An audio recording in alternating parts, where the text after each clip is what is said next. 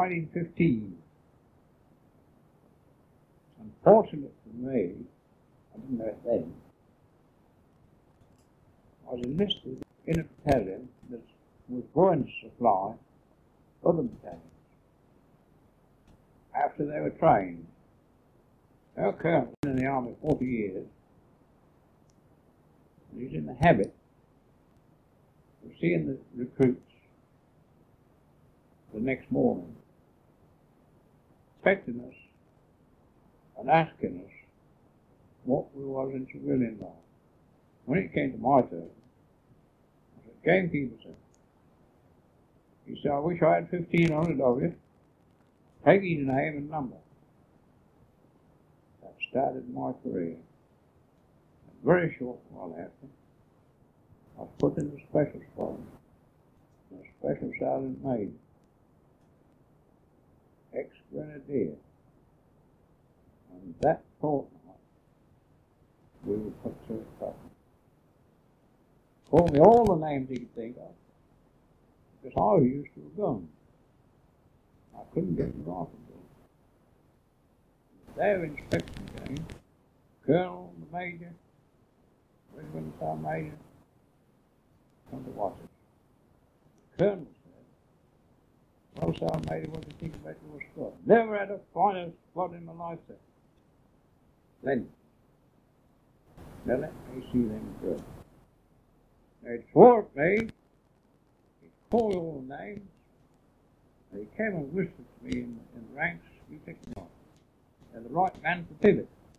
And he said, "Keep your ears closed." And we went through that drill. The colonel said he'd seen enough. The colonel said, "You've all be made man's quarters from tonight." Very responsible rank. We was. And then, eventually, they took me out to musketry school.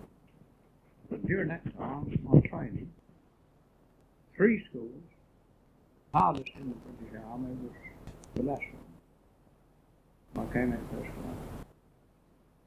So I was musket instructor. Through that regiment was passed, in my time, 56,000 men. And the tickling sound was, when they was trained, they used to send them away at night. But the name was being called. Roll. And I used to take 4 sisters off to the war. My training saved me. The war got so tight, harder for men, we had to take the 18-year-old boy.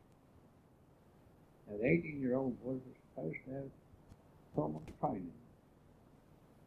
The war got so desperate, we had to send them out of 4 months training. And everybody in that battalion, with the aim on, was to go on final leave. That was cancelled within 6 hours, and we were proceeding. I was see you next day. They put me on order silent for the company. I think they knew I should do it. Everything had to be changed for overseas, and we paraded 2 o'clock next day.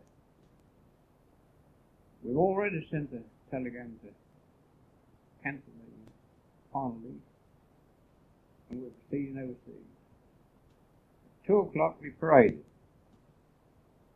When the regimental shouted, "The following 6 NCOs step 1 pace forward." So I kneeled. Click, click. And the other 5 sergeants, they walked round in military fashion and marched to the rear. The colonel came round and said, "I'm not going to ask you if you're disappointed. I've got no instructors, and I've just got this authority from the War Office to keep 6 of my best instructors. I've got another 1,000 men coming in. What could I do without you? Now, I'm not going to disappoint you.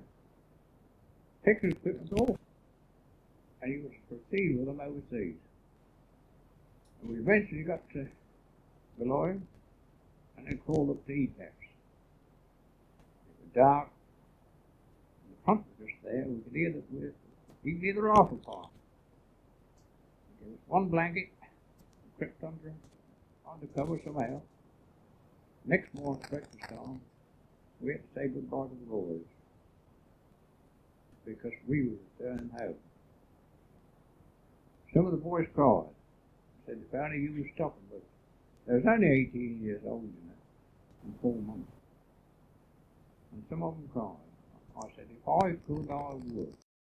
But I've got to take all of it. We came back to England, and the captain said, Victoria, now boys, what a better night in London. And meet me at Waterloo at 6:30 tomorrow night. Very good. Salute, off we go. I made my way to my brother. Been in the army and wounded. We stayed with him for the night. We returned to the Waterloo, met our captain, took us back all the shots. The regimental met us and said, the boys are back before you. And they're in Cambridge Hospital full of them. They got caught in an artillery barrage going up the trenches. Bridges blown up and they're cut to pieces. That's the story of World War I as far on.